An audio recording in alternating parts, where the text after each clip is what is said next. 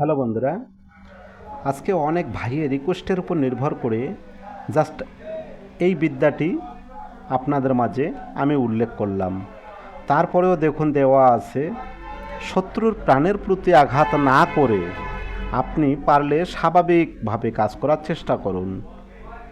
মূলত এই কার্যগুলো সম্পূর্ণরূপে কিতাবে উল্লেখ করে দেওয়া থাকে বটে, কিন্তু আপনি যখন কোনো কার্য করতে যাবেন রেজাল্ট আসবে না। দেখুন কত সুন্দরভাবে দেওয়া আছে, আপনার কালো ধতুরার পাতার উপর লোহার পেরেক দিয়ে ইত্যাদি ইত্যাদি সম্পূর্ণ নিয়ম দেওয়া আছে, কিন্তু আপনি কাজটি করুন রেজাল্ট আসবে না। কেন?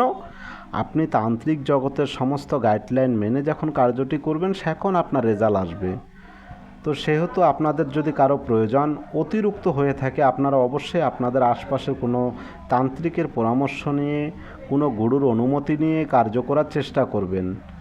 যদি কারো সাথে কথা বলতে সংকোচবোধ মনে করেন, আমার ইমো নাম্বার দেওয়া থাকলেও আমার নাম্বারে কথা বলবেন। তো এই যে এখানে উল্লেখ করে দেওয়া, আমি কাজ থেকে একটু নিচ্ছি, দেখুন সম্পূর্ণরূপে দেওয়া আছে। তারপরেও বলি, আপনারা কার্য খুব সাবধানতার সহিত করবেন। এই কার্যগুলো বিশেষ একটা ভালো নয়। তো মানুষের উপকার করার চেষ্টা করবেন, একান্তই অতিরিক্ত দুষ্টু ব্যক্তিকে সাহেস্তা করার জন্য এটি প্রয়োগ করবেন। তো বন্ধুরা, প্রয়োজনে ইমোতে ভয়েস কিংবা মেসেজ দিয়ে কথা বলবেন।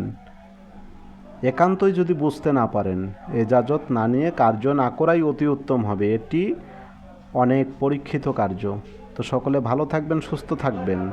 ধন্যবাদ।